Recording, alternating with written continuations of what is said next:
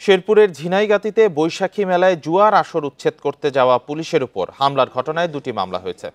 এসব মামলায় আসামি করা হয়েছে 40 জনকে। রাতে ঝিনাইগাতী থানা পুলিশের পক্ষ থেকে থানায় মামলা 2টি দায়ের হয়। বান্ডেল থাকলে প্রতি সেনমানিতে টাকা বাঁচবে।